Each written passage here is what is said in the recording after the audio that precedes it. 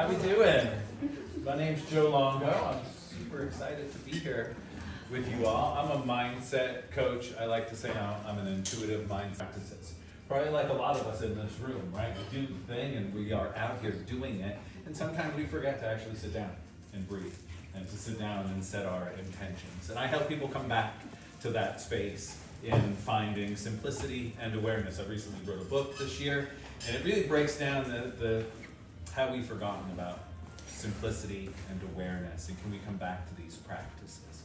And today I want to just share a couple of silly stories and make you laugh, hopefully, and teach you something about our brain in a simple way and how we can actually use the filter that we've been given within this beautiful human form of ours to work for us instead of working against us. My partner Tina and I, about 3 years ago, bought a house in Albrightsville. And it's a beautiful little house, definitely a fixer-upper. So the one day on my to-do list was to go to Lowe's to get some plumber's tape. So I walk into Lowe's and I say, "Excuse me, where's the plumber's tape?" And they point me down, they're like, "Back wall." And I'm like, "All right." And I start walking down to the back wall and I see the hodgepodge of misfit toys, we'll call it. Everything is on the back wall. And as I'm walking down, like, there's no plumber's tape on that wall. Everything is on that wall, but there's definitely not plumber's tape on that wall. And I'm standing there looking, where's the plumber's tape? And now I'm starting to get annoyed because I'm like, okay, Lowe's, really? Like, can we clean up the place? And I'm getting frustrated. I'm like, there's no plumber's tape. And another employee came walking down. I'm like, plumber's tape? And he just looked at me and went, "Yep, right there," and kept right on walking. I'm like, okay, so it has to be here. And I walk over and I'm looking like, okay, where are you, plumber's tape? And now I'm really annoyed, like, there's no freaking plumber's tape here. There is no plumber's tape to be found. So now I've worked myself up, really, like, there's no plumber's tape, and everybody in Lowe's is just totally messing with me and telling me that there's plumber's tape here. Finally, another employee walks by and I'm like, "Excuse me, will you grab the plumber's tape off the wall for me?" And he looked at me like I had 12 heads and leaned right in front of my face and grabbed the plumber's tape and said, "Here you go." And I said, okay.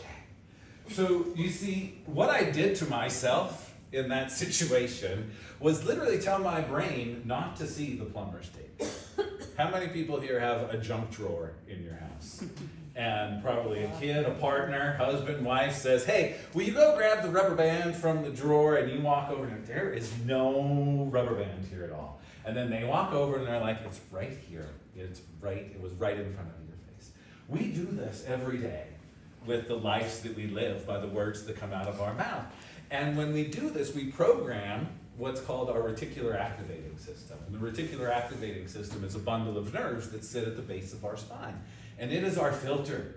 It filters out everything that is going on in our life. Recently, this just hit me, that our reticular activating system is like the Christmas song. He sees you when you're sleeping. He knows when you're awake. He knows if you've been bad or good, so be good for goodness sakes.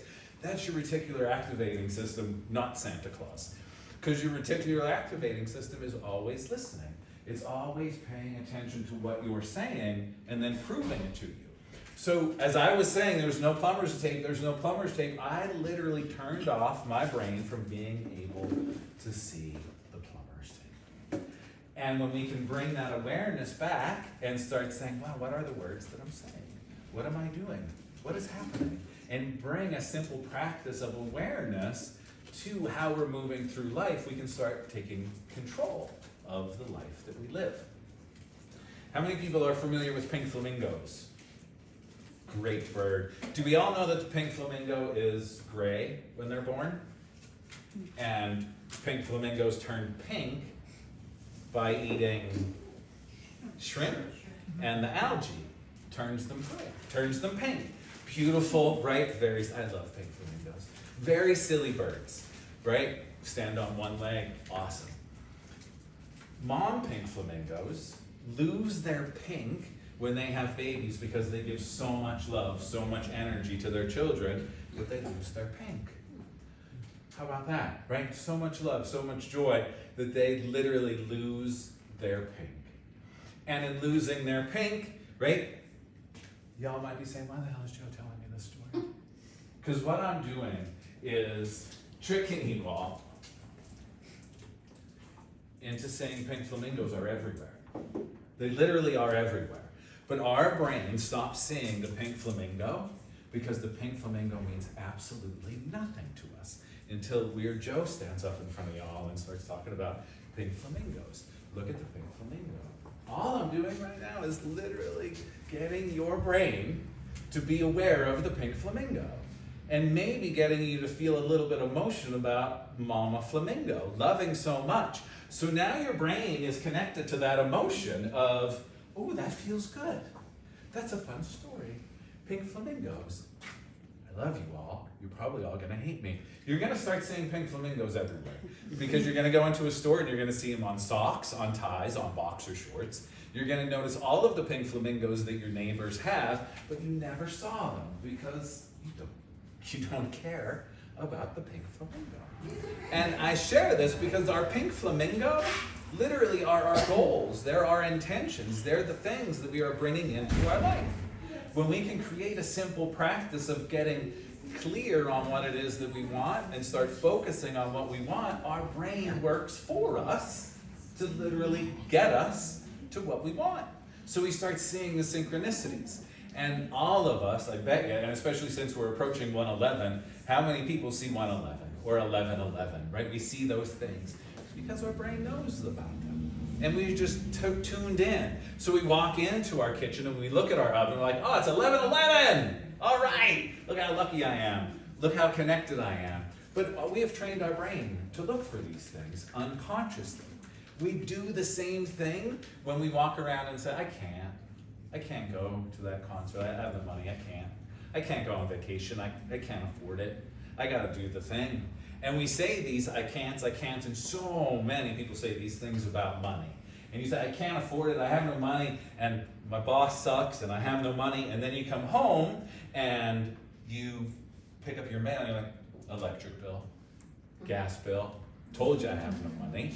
Well, no, your electric bill is going to be there anyway, your gas bill is going to be there anyway, you're just more focused on it because you've been saying, I can't afford it, I have no money, look, I have to pay this electric bill, I have to pay that. And our brain can only focus on that. But when we start saying things like, maybe I can, I might be able to do that, our brain starts working for us to start showing us the synchronicities that are there. So what could we do to start changing this? And everybody in this room, I guarantee, knows this already. But it's coming back to the simple practices of doing these simple things. So what if every day we focused on 3 simple things that we're grateful for? And in focusing on 3 things that we're grateful for, our brain starts seeing more things that we're grateful for. So I'm gonna give you all a homework assignment to take with you. And it's a 3-part homework assignment. The first, every night before you go to bed, little gratitude log, 3 things. You don't have to write 3 books, 3 things. I'm grateful for my dog. I'm grateful for my house. I'm grateful for my beautiful hair. Whatever it may be. And then, as you're lying in your bed, visualize. Again, you don't have to do it all night. Very simply, you take a breath and think, what do I want to see tomorrow? What do I want to feel tomorrow? What do I want to experience? Do I want to feel joy?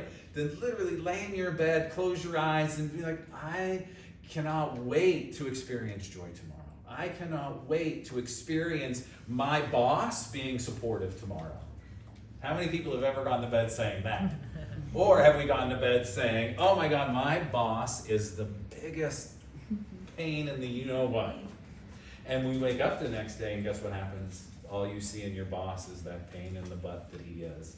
Because that's what you told your brain. And then the third thing that we're going to do for our homework assignment is when you wake up in the morning, simply say, today's going to be a great day. Simple. Can we think about 3 things that we're grateful for? Can we visualize being grateful? Can we visualize what we want to see? And when we wake up in the morning, can we set the intention of the day that we want to have? And very simply, if you're like, I don't even know what I want to say in the morning, ready? You can take this home, put it in your back pocket.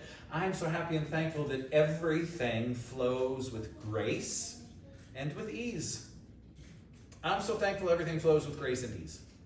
And it's so simple. My book is called Simplicity and Awareness. It's so simple that it almost hurts. Because if we could just remember to do these simple practices, like our first beautiful speaker said, like go have some tea, go outside, do these little things. And these little things are going to compound in your life, and you're going to start noticing the changes start happening. UC David recently did a study on a 3-part gratitude log, where every night before you go to bed, you think about 3 things that you're grateful for. And the participants in that study, after only 3 days, began sleeping better, feeling better, and have stronger immune support from just 3 days of gratitude. If we can remember to do these simple practices every day, you're not going to care that traffic is bad or what's going on in the political scape, because you're going to be focused on what you want to see. And the more we focus on the good in the world, the more we start seeing the good all around us. My name's Joe. I'm an intuitive mindset and manifestation coach.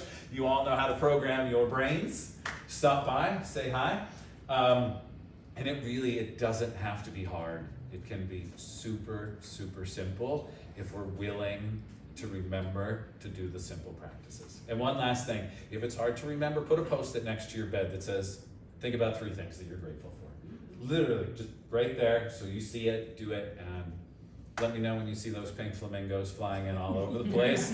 I'm right here. You can scan my QR codes. My partner Tina and I, we also have a online community called the Inspire, Create, Manifest community. We host Monday night masterminds and Friday morning masterminds, and we have a lovely community from all over the world.